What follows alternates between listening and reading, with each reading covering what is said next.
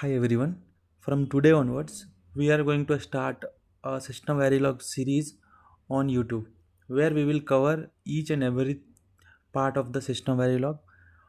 And first of all, I would like to tell you how you can start learning the System Verilog. Okay. So, as part of that, I will tell you everything regarding the concept of System Verilog, and what you have to do is you have to practice from your end. And apart from that, what you have to do is I will give you this ppt. I will give you this ppt. Okay, I will give you this pdf. What you have to do is, first of all, while watching the lecture, if possible, then you can make your own notes, handwritten notes. Okay, if not possible, okay, then you can prefer these notes. And apart from that, you have to practice coding. There is no alternative for the coding. So okay, you can't just read the code. You can't do that. You have to practice from your own side. Here I will not be doing the complete code, because if I'll do the complete code means lecture length will be increase, so that I don't want. So for that, I will code before making the video, and in the video just I will explain the code. Okay, so make sure you should do code from your end. Okay, so let's start. So first of all, we should know, right, what is System Verilog. So you see here, System Verilog is a hardware description and hardware verification language. So just see here. So you can describe the behavior of any digital circuit using System Verilog, and you can verify that described circuit using System Verilog as well. What do I mean is, you can design the circuit and you can verify the circuit using System Verilog. Okay, it is an extension of System Verilog that add many few features for debugging and verifying the digital circuits. So it is nothing but extension of Verilog. So for the prerequisite to attend this course, you should know at least basics of Verilog.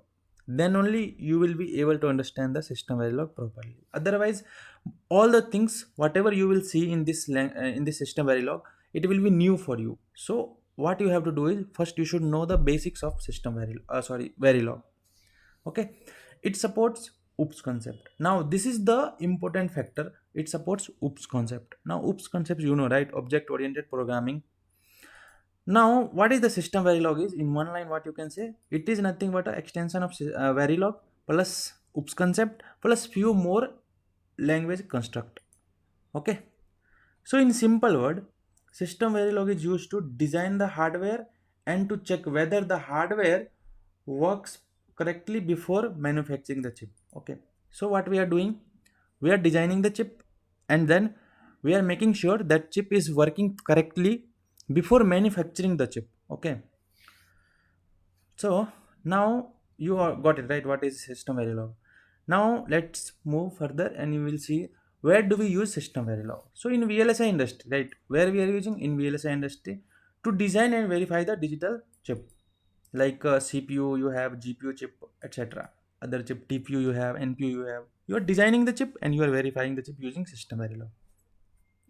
What do we do with the System Verilog? I already told you, right? RTL. RTL design means designing the digital circuit and verifying the digital circuit. Okay. Verifying means what do you understand by verifying? Verifying means checking the behavior of the circuit for different sets of input. Checking the behavior of the digital circuit with a different sets of input. So in this case, you can take one example also. What that example is, suppose you have AND gate. Okay, two input AND gate. So what will be the input combination? What will be the input possible combination? 2 to the power 2, that is 4, means 0 0 1 0 1 1 and 0 1. Okay, so in this case you will apply 4 sets of input and you will check what is the output of AND gate. So whenever both input is 1, then output should be 1, right? Otherwise it should be 0. So that is what we will check using System Verilog. Because in this case, whatever I said, like you have only one AND gate, what will happen in case you have millions of AND gate? That time you are not able to, what you can do, you are not able to collect the sets of input and you are not able to apply those sets of input to the circuit. So in this case, we have tools, we will use the language to do that work. Okay. So initial time, everything was done on pen and paper only. Using pen and paper, everything was done. But later on, day by day, complexity increased. So that is why we came with a software, we came with a language, all those things we came. So that basically makes our work easier. Now, why do we need SystemVerilog? Okay, so that is the main question, right? You may ask, if we have Verilog, then why do we need SystemVerilog? So see, Verilog is more oriented to designing the circuit. It is not suitable for to verify the complex circuit. Okay, how I will tell you. Imagine a company is building a processor containing billions of transistors. Okay, now manufacturing the chip cost millions of dollars. Okay, suppose one company is making a chip, that chip consists of billions of transistors. To manufacture that, it also cost millions of dollars, right? If a bug found after manufacturing, like you made the chip and then you found the bug, then it is very difficult to fix that bug, right? So fixing it requires too much, like fabrication. Like if you find the bug in manufacture after manufacturing, in the chip, if you found any bug, means everything gone, right? You can't fix it, and your chip won't work properly. You're like, whatever the money you spend to made the chip, everything gone. Okay, so before manufacturing, engineer use SystemVerilog to test every possible scenario and make sure that design is correctly working in every test scenario. Okay, so basically what we are doing, before manufacturing the chip, we should verify how the chip should behave. Like this chip is behaving correctly or not. If I will manufacture the chip, then in the future it is going to behave correctly or not. Okay, that thing we should check before manufacturing. After manufacturing we can't do, right? So in SystemVerilog, we have below concept which makes verification easier mostly. Okay, verification, even designing also.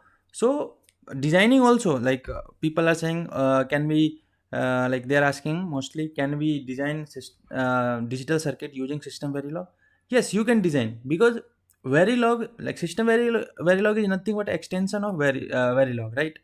So whatever things you can do in Verilog, that things you can do in SystemVerilog also, and even in more efficient manner you can do. Like they provide more construct, design construct also, as well as like with the verification construct, this language provide you more design construct also. Okay, so designing will be more easier than Verilog. Okay, now what are the concept we have in SystemVerilog which was not present in Verilog? So first of all, number of language construct. Construct means what?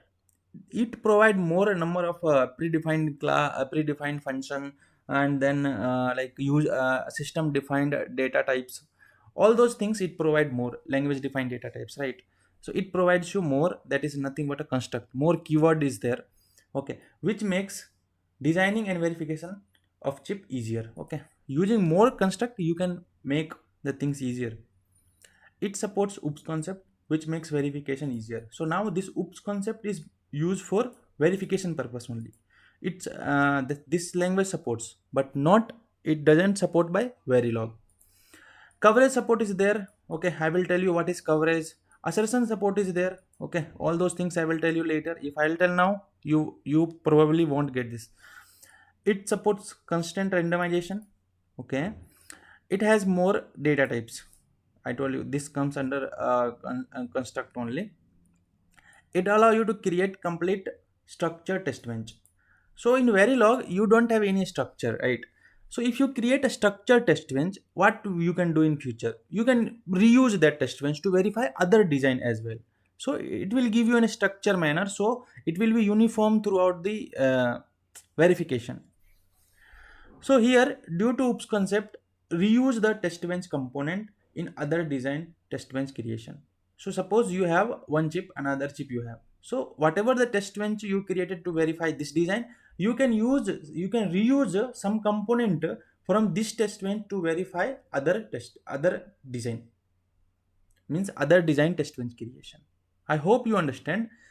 Yeah, so this is for the first video. We will meet in a second video.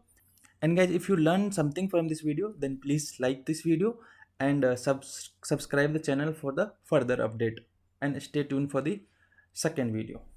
Bye bye.